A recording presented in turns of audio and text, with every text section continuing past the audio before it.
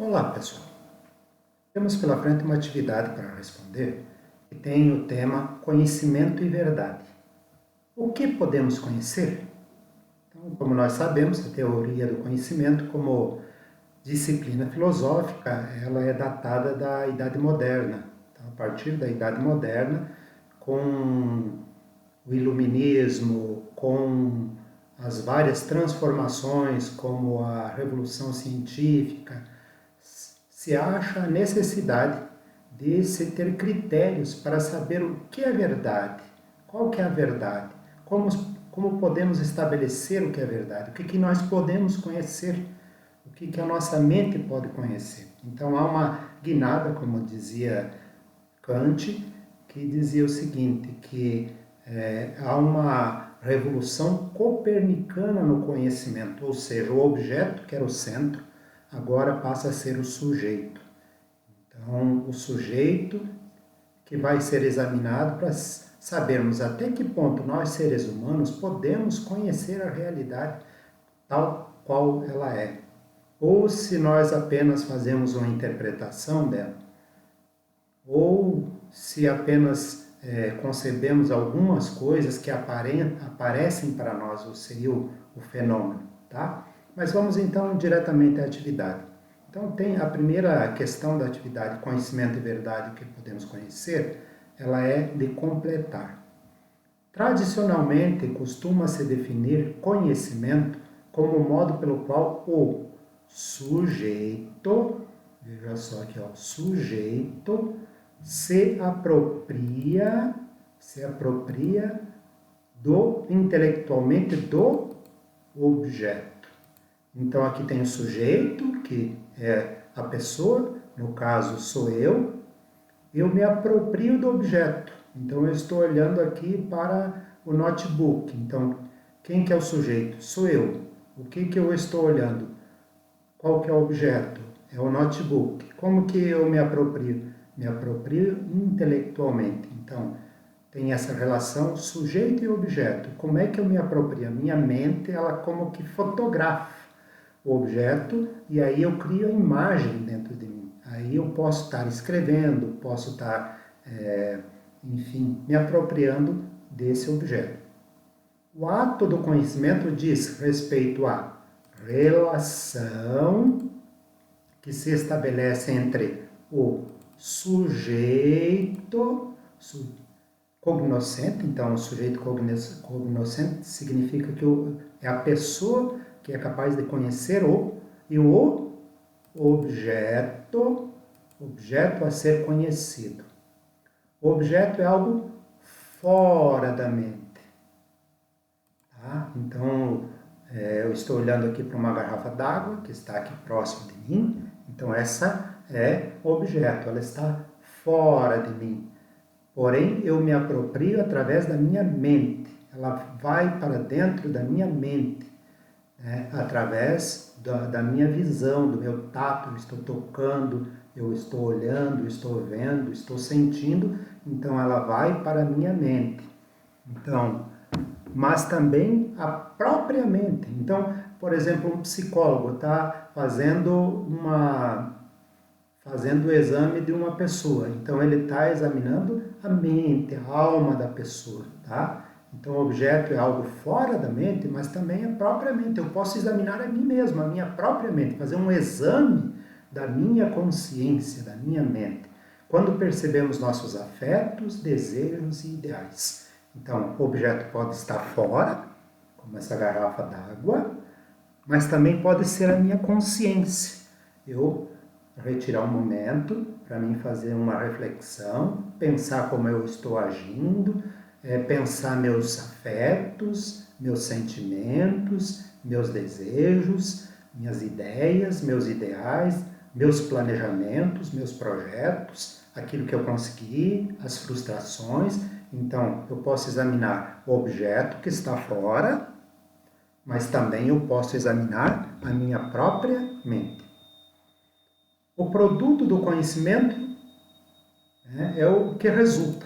Então, o que resulta dessa relação entre o sujeito que se apropria do objeto, essa relação resulta do ato de conhecer, ou seja, o conjunto de saberes acumulados.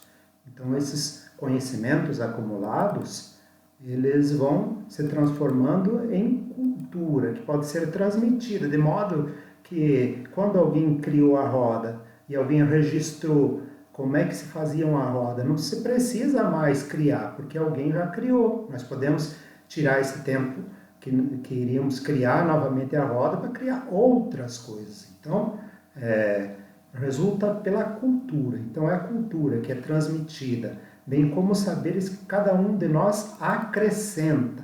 Então, nós não só recebemos conhecimento, nós acrescentamos a tradição.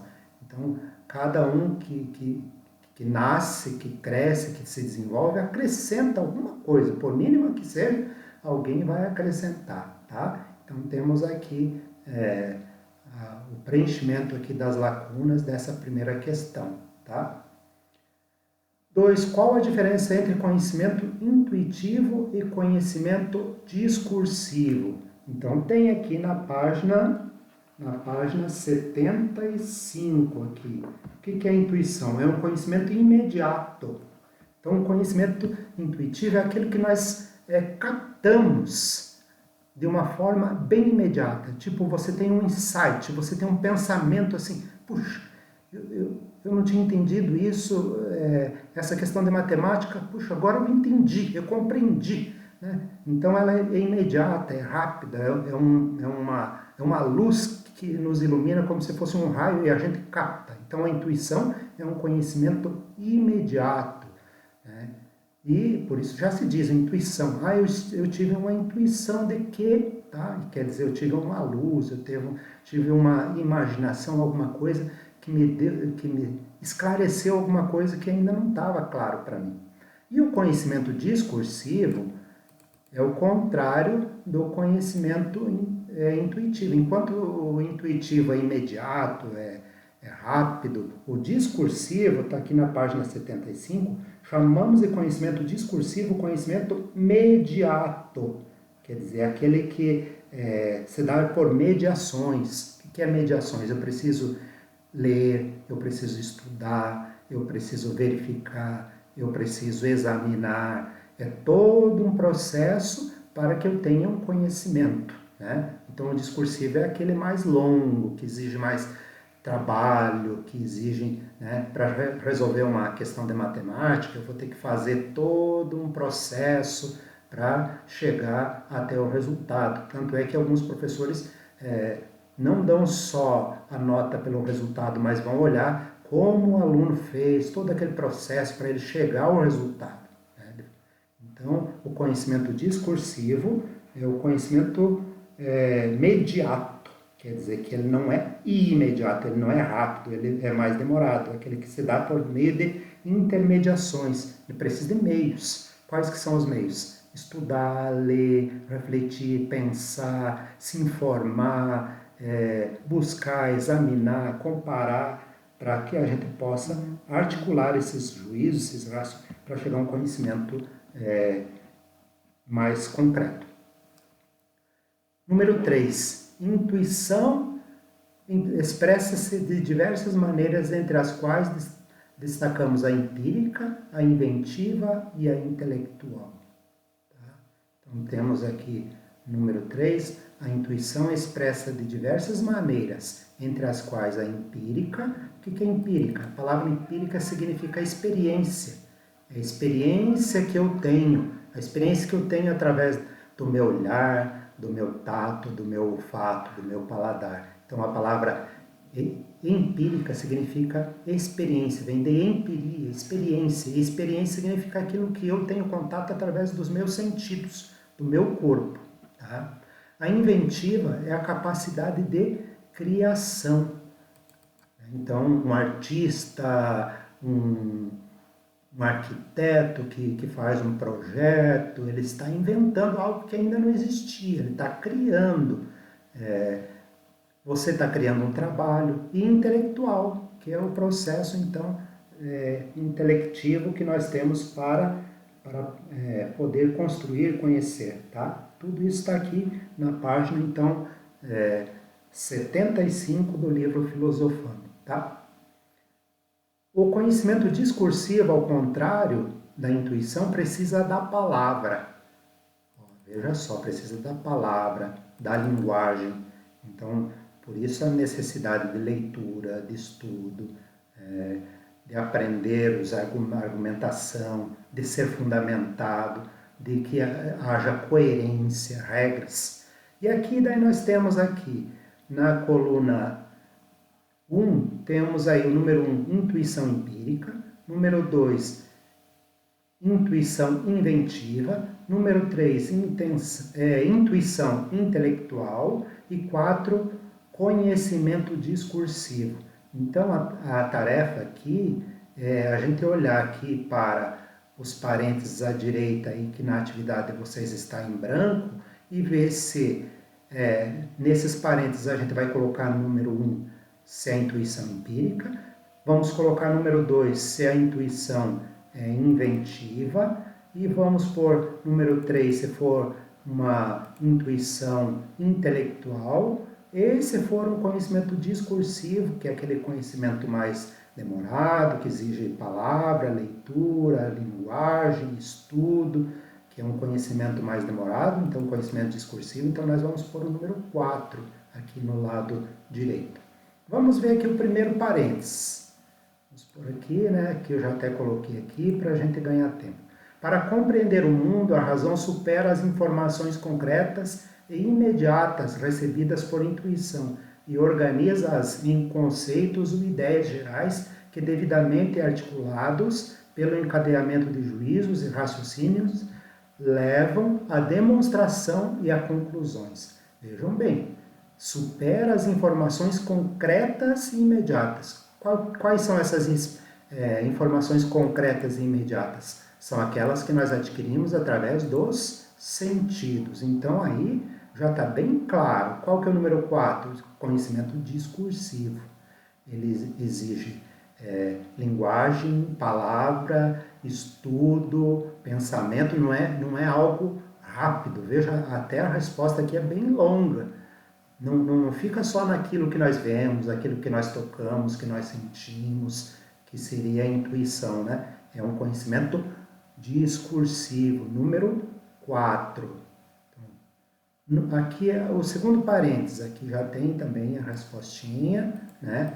Só para a gente poder entender o que tem no segundo parênteses. É a intuição do sábio, do artista, do cientista, ao descobrirem soluções súbitas, como uma hipótese fecunda, uma inspiração inovadora. Veja, isso é bem claro, é a questão da invenção. Alguém que cria uma música, alguém que descobre a solução de matemática assim, né? Tem uma intuição rápida, alguém que faz um quadro, tem uma inspiração, vou fazer uma pintura, tem uma inspiração, eu vou fazer uma poesia, então é uma inspiração, né, súbita, aqui, ó, soluções súbitas, imediatas, ao contrário aqui do primeiro, que era mediata, significa demorada.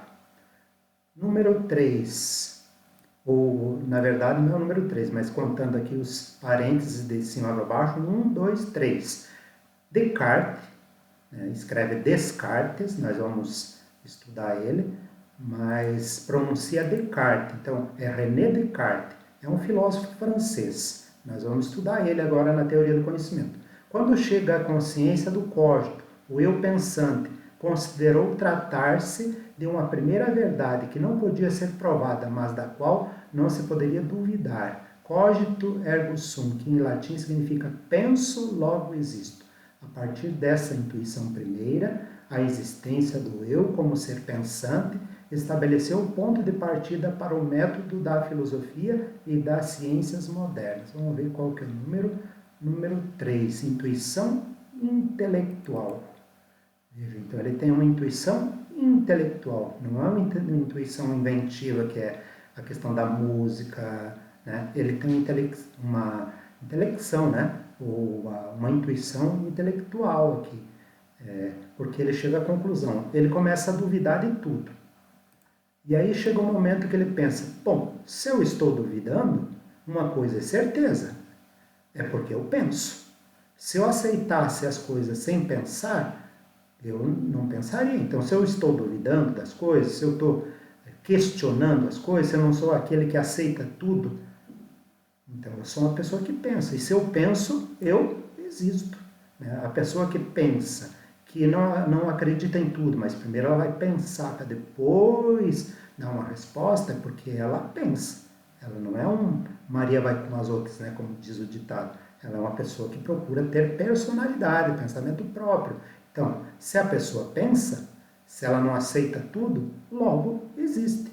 Uma pessoa que não pensa é como um objeto.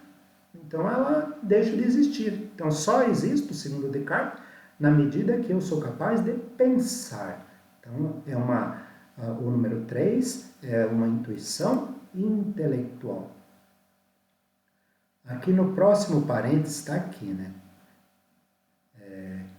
Para você está em branco. Sensível quando percebemos pelos órgãos dos sentidos o calor do verão, as cores da primavera, o som do violino, o odor do café, o sabor do doce. Qual seria a resposta aqui? Aqui já está aqui. Número 1. Intuição empírica, tá vendo? O que é empírica? O que é a palavra empírica? Empírica vem de experiência. Experiência através do quê? Dos sentidos. Como é que eu sinto calor? Através do tato, das cores, a visão, né? O som, através dos ouvidos, o odor, né? Através do paladar, o sabor, né? Aqui o olfato, no caso, né? O odor, e o sabor, o paladar, quer dizer, através dos sentidos. Então eu tenho intuição. Eu estou tomando uma bebida, alguém me dá uma bebida e eu sinto, café forte, café fraco, café bom, café doce, café sem doce. Eu estou sentindo pela experiência. Então, intuição empírica. Não preciso estudar muito, isso é bem claro, né? Próximo. Quanto mais abstrato o conceito, mais se distancia da realidade. Então, se eu falar colher, eu pego a colher, eu posso tocar na colher, ela é concreta. Agora, se eu digo talheres, talheres já é um conceito abstrato, porque eu estou dizendo o conjunto de todas as colheres ali, eles se transformam num conceito abstrato. Homem, João. João é um homem, eu posso ver a identidade dele, posso saber que realmente ele existe, ele é meu amigo e tal. Então ele é bem concreto. Agora, quando eu digo humanidade, é um conceito bem abstrato, porque humanidade vai dizer de todos os seres humanos, de todas as raças, religiões, de todos os tempos. Então, quanto mais abstrato, então, o João é concreto, humanidade é bem abstrato. Esse artifício da razão é importante para a superação das particularidades do real e a elaboração de leis gerais explicativas. Como é que eu vou falar de cada brasileiro? Eu tenho que dizer a nação brasileira, o povo brasileiro. Então tem momentos que eu tenho que falar o João, o José, a Maria, a Joana, mas tem momentos que a minha mente vai se referir ao João, a Maria, o José, a Marta, como pessoas. Pessoas já é um conceito abstrato. Qual que é o número aqui? Número 4. Qual que é o número 4? Vamos ver aqui. Conhecimento discursivo. Conhecimento discursivo ele é mais abstrato, mas ele é muito importante para o conhecimento humano. Próximo, psicológica, quando temos a experiência interna imediata de nossas percepções, emoções, sentimentos e desejos. A intuição empírica também. Intuição empírica. Porque é psicológica, está em mim, eu sinto, eu percebo, ela é bem imediata, quer dizer, bem rápido que eu sinto. Se eu estou alegre, se eu estou triste, se eu tenho desejos, se eu não estou tendo paladar, se eu estou com muitos ideais para fazer na minha vida, se eu tenho muito trabalho, se eu não tenho, se eu estou preocupado, se eu não estou preocupado, se eu estou muito feliz, se eu estou um pouco triste. Então, intuição empírica é uma experiência bem próxima de mim, né? Intuição que eu posso constatar pelo meu próprio corpo. Na vida diária também enfrentamos situações que exigem verdadeiras invenções súbitas. Quando se fala em invenções súbitas, quer dizer, rápida, imediata, qual o número? Número 2. Intuição inventiva, de criação, né? Então temos aqui desde o diagnóstico de um médico até a solução prática de um problema caseiro. Segundo o matemático e filósofo Henri Poincaré, né, ele é mais conhecido por esse segundo nome, Poincaré, enquanto a lógica nos ajuda a demonstrar, a invenção só é possível pela intuição. Então, por mais que um médico estude, mas tem coisas que ele vai fazer pela intuição dele. Né? Por mais que uma cozinheira, um cozinheiro, um mestre aí da cozinha, ele tenha estudo, ele tenha conhecimento discursivo sobre temperar alguma coisa, na hora de temperar, ele vai muito também pela intuição. Então, número 2. E temos número 2. A próxima. Procura captar diretamente a essência do objeto. Número 3. Uma intuição intelectual. Então, procura-se captar diretamente a essência do objeto. Qual que é a essência desse objeto? Pode ser uma garrafa de vidro, pode ser uma garrafa de plástico, mas ela tem uma essência. Como é que é essa essência? Uma essência que vai nos ajudar a entender isso. Então, número 3. Ao afastar-se do vivido, a razão enriquece o conhecimento pela interpretação e pela crítica. Então, número 4. Seu número 4 é conhecimento discursivo. Então, quando nós começamos a estudar a humanidade, por exemplo, começamos a estudar aí alguns seres humanos para encontrar uma vacina. E quando nós encontramos e dá certo para 100 pessoas, para 200 pessoas, essa vacina pode ser para todos os brasileiros. Então é importante a gente ter essa noção do geral. Imagina se cada vez a gente tivesse que pegar cada um por vez, seria muito difícil. Então nós falamos de talheres, de seres humanos, de animais, quer dizer, todo o conjunto dos animais, dos vegetais. Quando nós estamos falando vegetais, animais, nós estamos falando de conceitos bem abstratos, é uma interpretação. Próximo, é o conhecimento imediato. Quer dizer, o que é imediato? Conhecimento muito rápido. Um conhecimento que nós temos assim, no momento, baseado em uma experiência que independente de qualquer conceito. Então, quando nós temos então nós não vamos buscar todo um conceito para explicar na hora eu estou no semáforo e aí eu vou ficar pensando por que ele é vermelho, por que eu não poderia passar no vermelho e parar no verde. Quer dizer, ali tem que ser rápido, tem que se tornar um hábito, algo assim muito rápido, porque é necessário. Então esse conhecimento é importante para a nossa vida, para a nossa sobrevivência como seres humanos. E aqui, por último, parênteses aqui, para vocês responderem, é abstrato. Ser humano, abstrato. O que é concreto? O João, a Maria, o José, Marta, Aparecida, esses são concretos. Agora, quando eu falo humanidade, eu estou fazendo um conceito abstrato. Abstrair significa isolar, separar de. Fazemos abstração quando isolamos um elemento que não é dado separadamente na realidade. Por exemplo, quando eu falo de garrafa, eu estou dizendo as garrafas. O conceito abstrato. Eu não estou dizendo se a garrafa é da marca tal, da Tupperware, se a garrafa é de vidro, se a garrafa é de plástico, se a garrafa é para carregar água ou para carregar bebida, suco. Eu estou falando da garrafa, tá? Então temos aqui essa número 3 que estava um pouco mais difícil, né? mas importante para a gente ir discernindo. Conforme a etimologia e o conhecimento, intuição, o que é conhecimento? Intuição e discursivo, está aí na página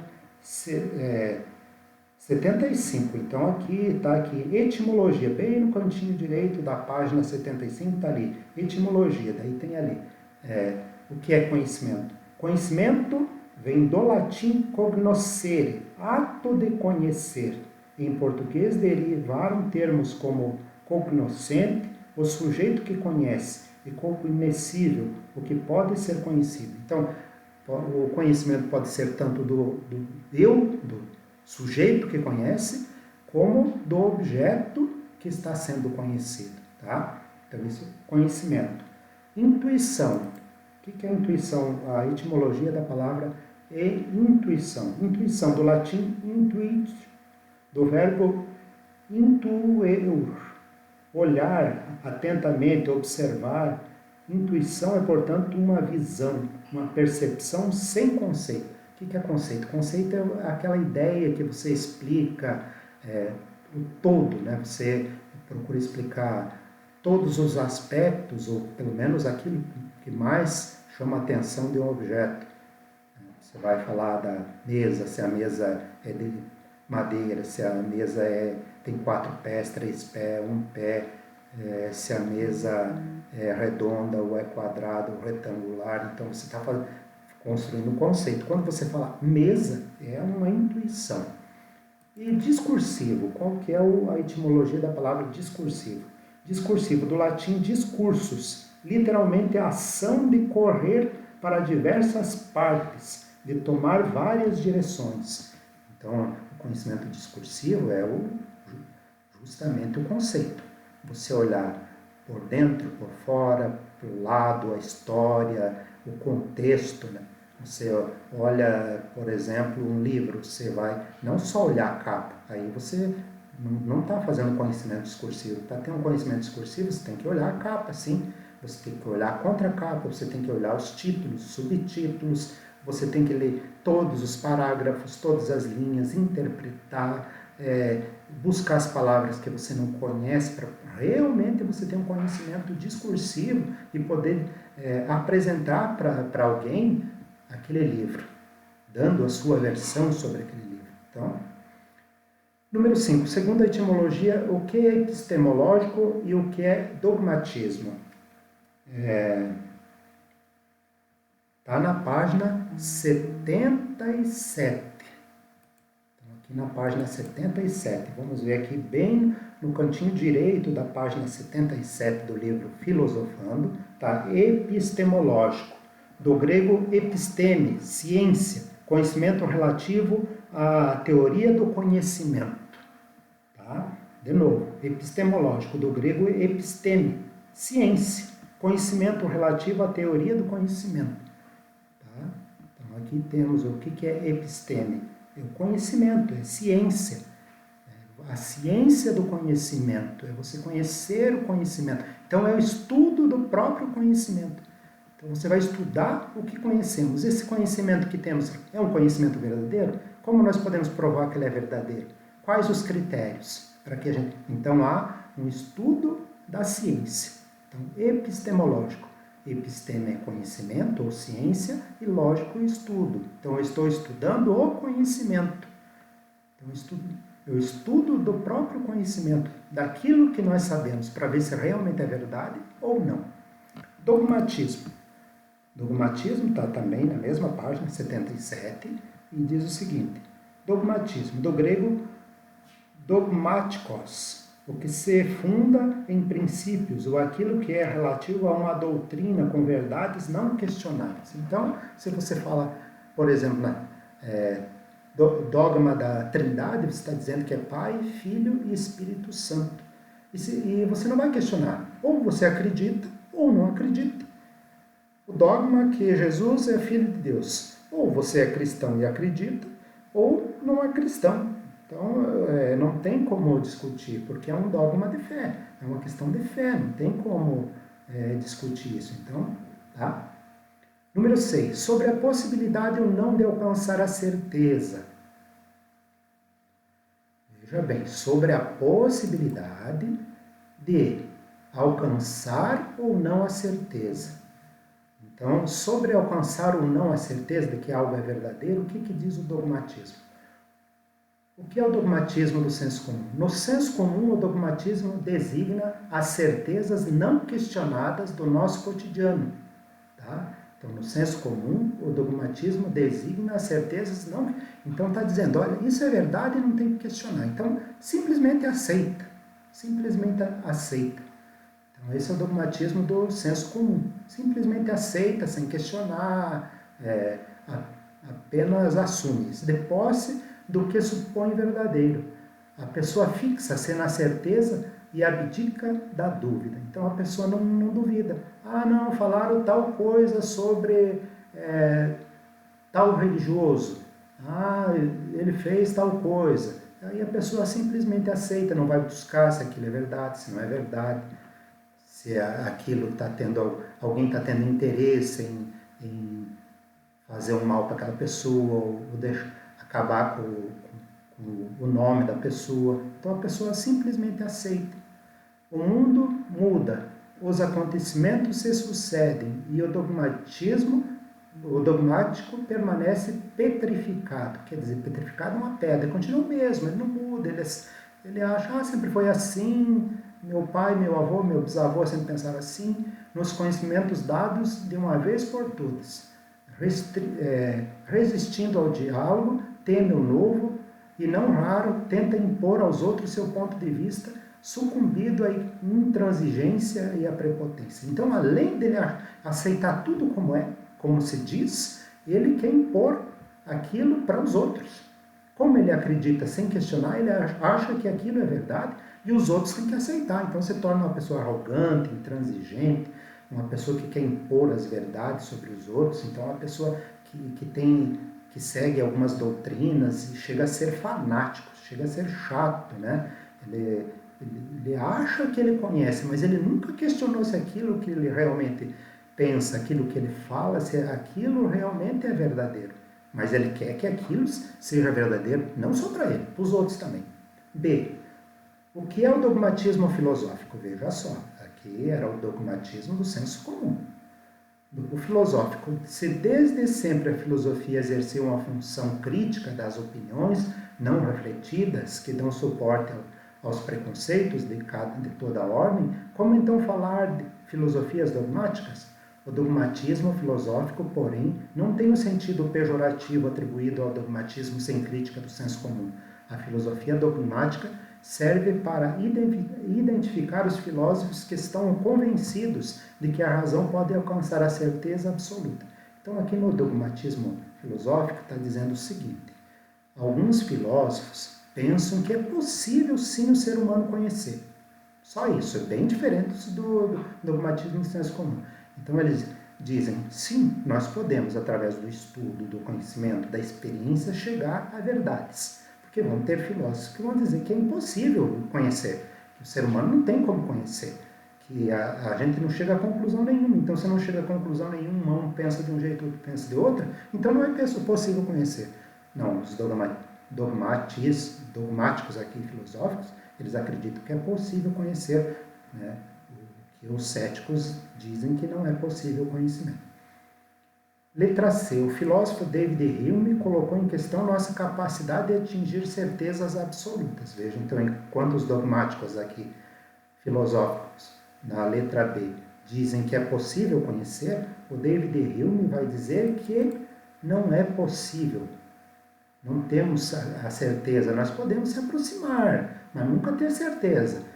Ele vai dizer assim, não é porque o sol nasceu hoje que ele nasce amanhã. Pode ser que o mundo acabe.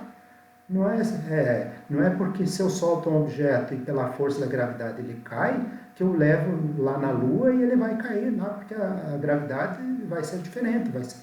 Então ele vai dizer que podemos ter algumas probabilidades, mas certeza absoluta não.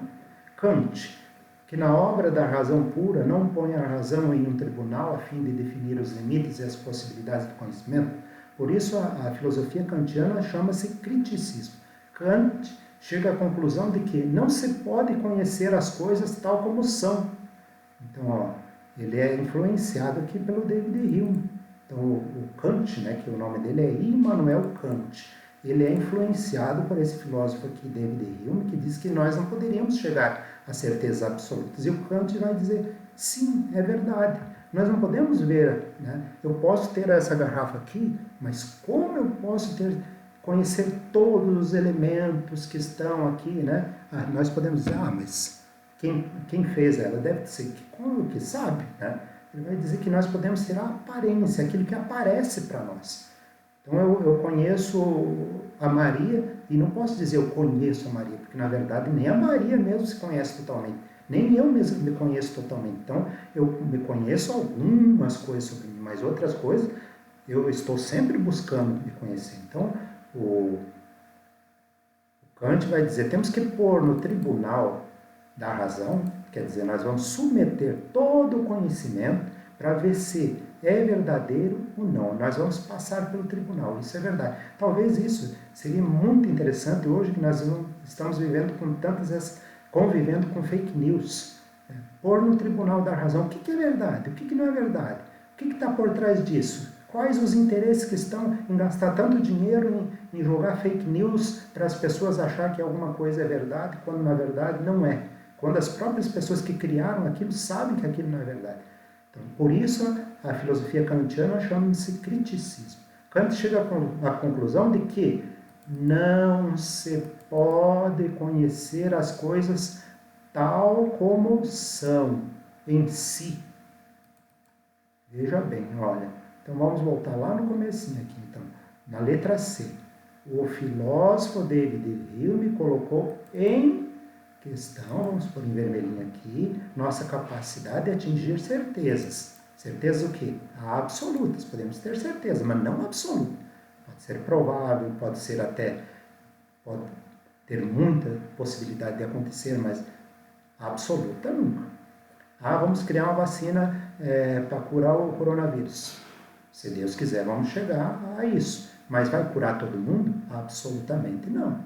Vai ter contraindicações. Sempre alguém que pode dar um efeito contrário. Aí Kant, na obra da Crítica da Razão Pura, põe a razão em um tribunal, a fim de definir os limites e as possibilidades do conhecimento. O que é verdadeiro? O que não é? Por isso a filosofia kantiana chama-se criticismo. Kant chega à conclusão de que não se pode conhecer as coisas tal como são em si. Posso conhecer a Maria tal como ela é? Não, porque nem a Maria se conhece totalmente. Tem coisas que ela tem capacidade e ela ainda não descobriu. Às vezes a pessoa tem a capacidade para música e não sabe. Talvez nunca descubra. Então, eu conheço aquilo que eu percebo, que eu vejo, que eu sinto, mas totalmente não. Mas apenas fenômenos. O que é fenômeno? A palavra fenômeno significa aquilo que aparenta para mim, aquilo que eu vejo. Então eu vejo, aquilo que eu vejo na Maria, eu até conheço. Mas é o que eu não vejo, e ela nem sabe que ela... Né? Então, a gente não consegue conhecer tudo. Eu posso ir lá na Amazonas, na floresta amazônica, e dizer que conheço a floresta amazônica. Conheço aquilo que eu vi, aquilo que eu senti, aquilo que eu percebi. Mas quantas árvores lá que eu não vi, ela deixa de existir? Não, ela está lá, existe, mas eu não conheço. Embora fosse um homem religioso, Kant conclui que não somos capazes de conhecer pela razão. Não somos capazes, mas tudo não. As verdades metafísicas. Então tem coisas que nós podemos conhecer a Deus através da razão. Quando ele fala realidade metafísica, aquilo que meta está além da física. Então o que está além da física? Deus está além. Posso conhecer Deus pela razão? Segundo Kant, não. Posso conhecer pela fé, não pelo pensamento, pela razão. Posso provar a existência de Deus? Não. Mas alguém também pode provar que Deus não existe? Também não, porque está além. Que estão além da experiência sensível. Então ele está dizendo que aquilo que está além do nosso corpo, da nossa mente, dos nossos 5 sentidos, né? A alma, por exemplo, alguém pode conhecer a Deus, a alma, a liberdade, estão além da física. Então, a nossa razão não pode chegar lá. Nós podemos conhecer pela fé, acreditar, né? À luz dessas conclusões, Kant chama de dogmáticos os filósofos anteriores a ele por não terem proposto como discussão primeira a crítica da faculdade de conhecer. Tá? Vamos pôr aqui uma corzinha também, faculdade de conhecer. Então, ele vai chamar eles de dogmáticos. Vocês simplesmente falaram sobre isso, mas não explicaram como. Número 7. A etimologia do que é ceticismo, na página 78. Na página 78, vamos ver a etimologia de ceticismo. Então, na página 78, no canto inferior direito, está escrito ali, ceticismo, do grego skepsis, investigação, questionamento. Então, os filósofos céticos é aqueles que não acreditavam que seria possível se chegar ao conhecimento, porque eu tenho uma opinião, você tem outra opinião, outra pessoa tem outra opinião, então já que não tem, que cada um tem a sua opinião, então não existe conhecimento. Conhecimento é aquilo que cada um pensa, né? Então, e aí tem a definição aqui da etimologia, do grego skepsis, investigação, questionamento. Eles têm certo sentido na busca de não aceitar tudo, né? Quais as 3 teses do filósofo cético Gorgias? Também está na página 78. Então, temos ali Gorgias, e tem ali, na Antiguidade Grega, o filósofo sofista Gorgias e Leontini, século V a.C., um mestre da retórica, desenvolveu 3 teses. O ser não existe, quer dizer, ele dizia que o ser não existe, que não existe um ser. Por que não existe? Porque nós não somos capazes de definir. Depois, tem outro pontinho, se existisse alguma coisa, não poderíamos conhecê-la. Então, primeiro, não existe. Segundo, se existisse, a gente não poderia conhecê-la. E terceiro, se a conhecêssemos, não poderíamos comunicá-la aos outros. Tá? Então, essas são as 3 teses aqui do Gorgias. Tá? Ele separa o ser, o pensar e o dizer. Então, o ser não existe, o pensar nós não podemos conhecer e nós não temos uma linguagem para poder dizer o que é. Então, o ser, o pensar e o dizer. Tá? Daí depois temos aqui, na 9. O grande representante do ceticismo foi o grego Pirro. Pirro acompanhou o imperador macedônico Alexandre Magno em suas expedições de conquista quando teve a oportunidade de conhecer povos com valores e crenças diferentes. Como geralmente fazem os céticos, confrontou a diversidade de convicções, bem como as filosofias contraditórias. No entanto, o que Pirro evitou, página 70, de aderir a qualquer certeza. Bem rápida, então, a resposta. O que acontecia? Eles viajavam muito. Aí cada povo, tinha povo que acreditavam num Deus. Tinham povos que acreditavam em vários deuses. Tinham povos que não acreditavam em nenhum Deus. Então ele diz, já que as culturas são diferentes e os pensamentos são diferentes, como que eu posso aderir a uma certeza? Então ele não aderia a nenhuma certeza. Não temos certeza de nada. Qual que está certo? O que acredita em vários deuses? O que acredita num Deus só? No que não acredita em nenhum Deus? Então, por isso, ele chegava a essa conclusão. Então, não vamos aderir a nenhuma certeza. Tá? Número 10, letra A. No Renascimento, o filósofo francês Michel de Montaigne retoma o ceticismo ao contrapor-se às certezas da escolástica e à intolerância, atitude que marcará o período de lutas religiosas. Na perspectiva de Montaigne, denota-se qual característica da modernidade em vias de se estabelecer. Ao examinar as mais diversas possibilidades, o que prefere a consciência? E a resposta: a valorização da subjetividade. O que é sub? A palavra sub quer dizer eu, aquilo que está dentro de mim, a minha subjetividade, o meu eu, os meus sentimentos, aquilo que eu percebo. Então, a valorização da subjetividade que reage à imposição cega da tradição. Então, ao invés de eu seguir, eu sou dessa religião porque meu pai, meu avô, meu bisavô, tataravô tinham essa tradição. Então, aqui ele está dizendo, não, eu tenho que seguir o meu pensamento. Eu tenho que olhar para dentro. Então, se realmente é importante, então eu vou dizer, eles seguiam. Mas eu sigo porque eu realmente estou convicto.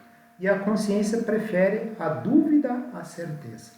Então, ao invés de ter certeza demais, é melhor ter dúvida, porque a gente vai buscar as coisas. Então, ao contrário da religião, que é importante a gente não ter dúvida, aqui, quando se trata de ciência, é bom sempre a gente pôr em dúvida.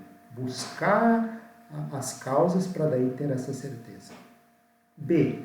É notável a posição de Montaigne, que em pleno período pós-descoberta do Mundo Novo, quer dizer, das Américas, discorda das opiniões daqueles que, numa visão etnocêntrica, chamam os povos nativos de bárbaros e selvagens por praticarem o canibalismo. Daí escreva abaixo a citação Montaigne, né? E a resposta aqui, ó. Vamos pôr uma outra corzinha aqui. Vamos pôr verde aqui. Cada qual considera bárbaro o que não se pratica em sua terra. Então eu acho que aquele que não, porque eu não, aqui na minha cultura, na minha experiência, isso nunca ocorreu, então eu acho que eles estão errados. Então é muito fácil falar mal porque eles sacrificam crianças e realmente isso não tem sentido, é contra a ética. Mas também eu tenho que ver a história desse povo, é muito fácil. Então, por isso ele está dizendo, eu não posso colocar aqui a palavra etnocêntrica, quer dizer, a minha cultura como sendo o centro de tudo. Eu tenho que, para analisar uma cultura, conhecer essa cultura, para poder saber o porquê que aquilo acontece ali, né? Então, cada qual considera bárbaro os outros, né? Bárbaro significa aquele que não pratica o que eu faço, então eu considero ele ruim, mau, desumano. E às vezes a gente não olha tanta coisa errada que nós mesmos fazemos. E é natural porque só podemos julgar de verdade, da razão de ser das coisas pelo exemplo e pela ideia dos usos e costumes do país em que vivemos. Então, se eu estou aqui, é difícil entender o chinês, porque eu não vivo lá, não sei quais são os costumes, a história, o que está por trás daquilo que eles praticam. Letra C. No século XVIII, David Hume adotou um ceticismo atenuado, não extremo, mas moderado, ao referir-se às crenças que orientam no cotidiano. Quando uma bola de bilhar bate em outra e a movimenta, tendemos a aceitar o princípio da causalidade. Uma bola é a causa do movimento da outra, que é seu efeito. Nesse sentido, por que temos a ilusão de que uma coisa é causa de outra? Ou seja, temos a crença da relação entre causa e efeito? O que é crença para Hume? Qual a diferença da crença religiosa? Então, temos a resposta aqui na página 79 e está aqui. Trata-se, página 79, vamos pôr uma cor aqui, amarelo. O amarelo fica muito fraco. Vamos colocar o vermelho mesmo. Vamos colocar o vermelho, que fica mais claro. Trata-se, porém, de uma crença que resulta da conjunção habitual entre um objeto e outro. Então, como o sol nasce a toda manhã, eu acho que sempre ele vai nascer. O peru, que quando ouve, né? Quando ele ouve o barulho do tratador que está trazendo a ração, ele acha que informações sobre Peru. ele acha que está vindo ração no dia anterior ao Natal, na véspera de Natal. Ele imagina, quando ouve o barulho do tratador, ele ouve os passos e ele acha que está vindo ração e ele fica aguardando. Porém, naquele dia ele vai ser morto para ser feito, né, como alimento no dia de Natal. Então, nem sempre a causa resulta sempre o mesmo efeito. Então, ele está dizendo que isso é uma crença, essa coisa de achar que sempre uma causa vai ter sempre o mesmo efeito. Pode ser que um efeito tenha outra causa. Nem sempre a fumaça pode ser fogo, pode ser outra coisa. Né? Então, para Hume, a crença e o conhecimento que não se pode comprovar racionalmente, porque nem sempre então, uma causa tem o mesmo efeito, mas é aceito com base na probabilidade. Então, probabilidade, veja só, probabilidade.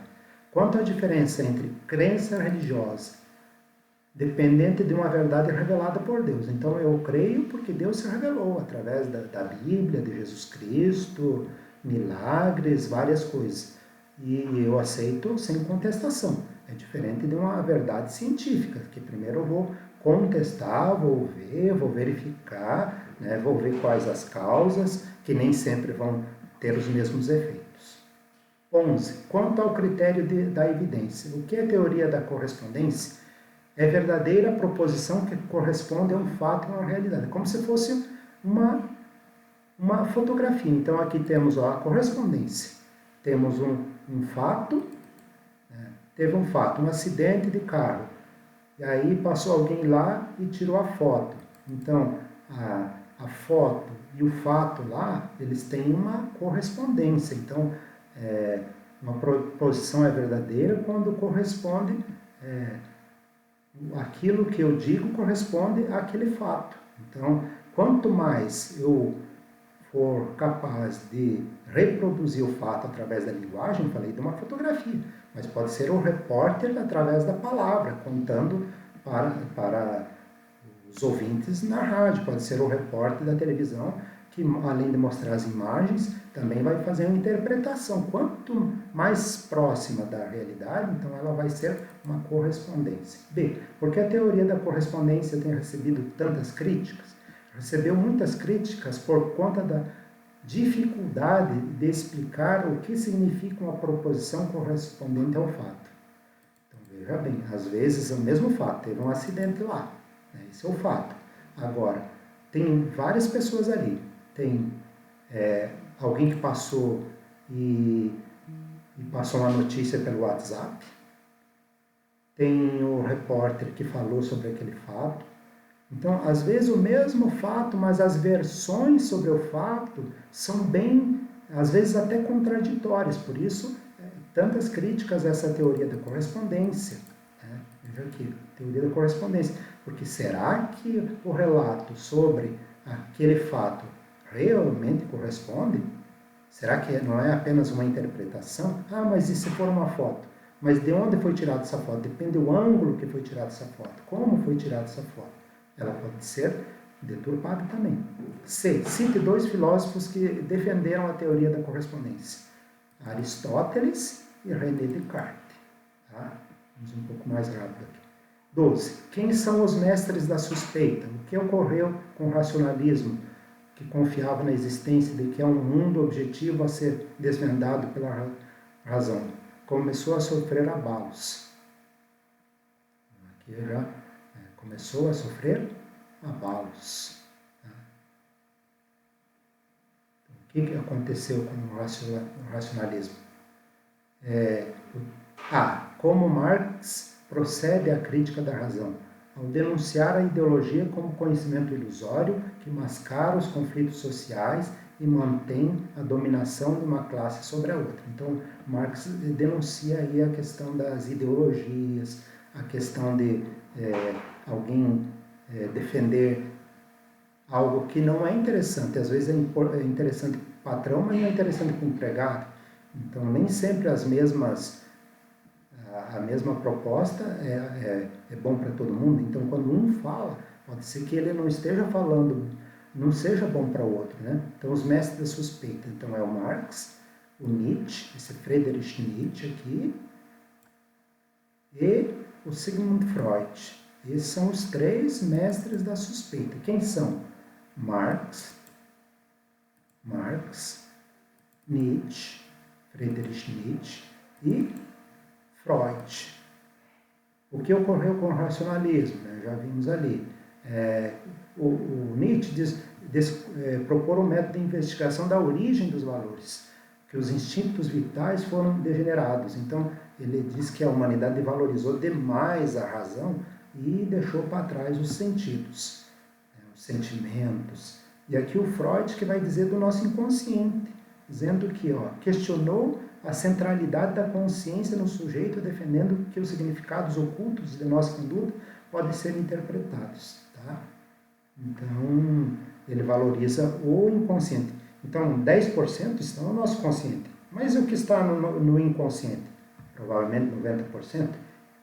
E às vezes nós somos mais influenciados pelo que está no nosso inconsciente do que aquilo que é consciente. O Nietzsche vai dizer os valores são interpretações. Né? Então, e o Marx vai denunciar essa coisa das ideologias. Tá? Então, temos aqui para a gente poder estar respondendo, então, a essa atividade tão importante para compreender o que é teoria do conhecimento, epistemologia, que seria o estudo do próprio conhecimento. O que é verdadeiro, o que não é verdadeiro, quais os critérios para saber se é verdade, se não é verdade. Não engolir tudo como se fosse verdade. Ter a capacidade de crítica, a capacidade de pensar. Né? E no começo começamos ali com intuição, com conhecimento discursivo e assim por diante. Então, bons estudos.